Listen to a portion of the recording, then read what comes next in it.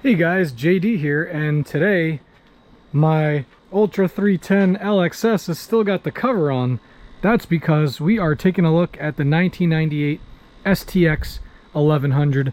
As you guys know, I picked up this ski a couple months ago for $300 and have been doing videos on restoring it and getting it ready. And today she is going to hit the water for the first time. There's a couple cosmetic things you'll notice for the discerning eye. The front bumper here, the insert for the rub rail are missing.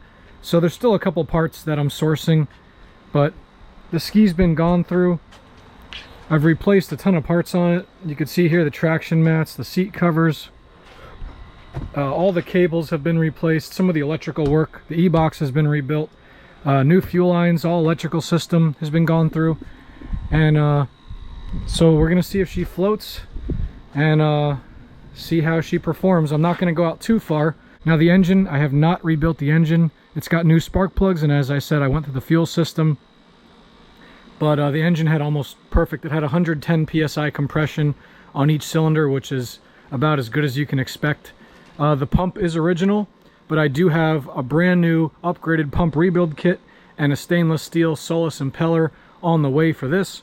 So that video will be sponsored by Kawi Performance. They're hooking me up with those components, and I'm going to continue to improve and work on this ski and get it perfect. I've got some works and some R&D performance parts coming from eBay for this ski, some Boys and Power reeds. Really going to do it up really nice. But for now, this is our first time dipping it.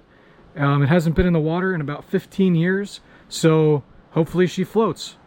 All right, let's head down to the boat ramp.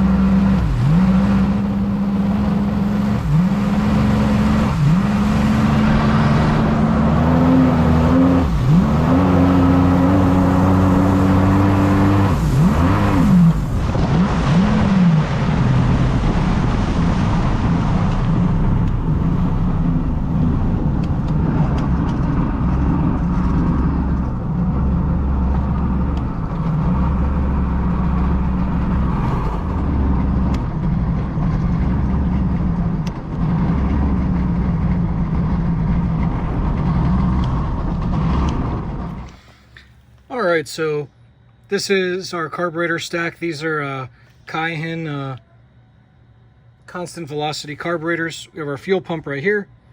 And then because these are constant velocity, how they work is there's a throttle plate.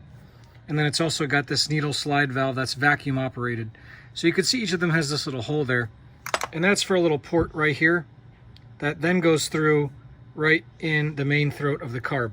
Now this one, I'm going to try to zoom in there. You can see all that dust.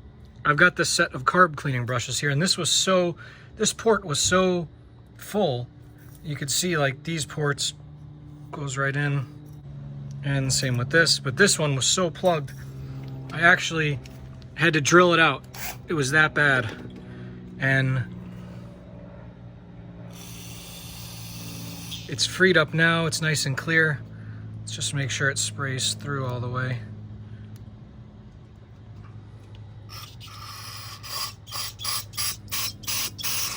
So that was completely plugged before, and now that's freed up.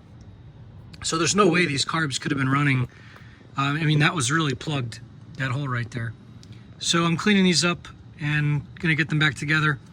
I wanted to show you here, I see on the forums all the time, I was reading some information about this, and there's so much bad information out there, it's not even funny.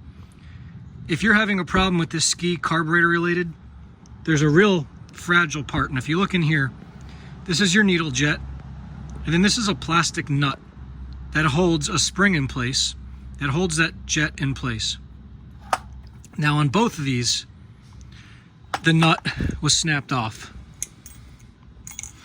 You can see that right there, the spring is still in there, but you can see the threads all snapped. Here's the rest of the thread. So with this snapped, the needle is not held in place and there's no way the carbs will function properly. So those little nuts are $24 a piece. I just ordered a few of them, and then I've got some old diaphragms and gaskets I'm gonna change out. And once those parts come in, I'll get this back together and get her back on the water again. Thanks for watching, only on JD's Water World. Remember to like and subscribe for more Kawasaki content.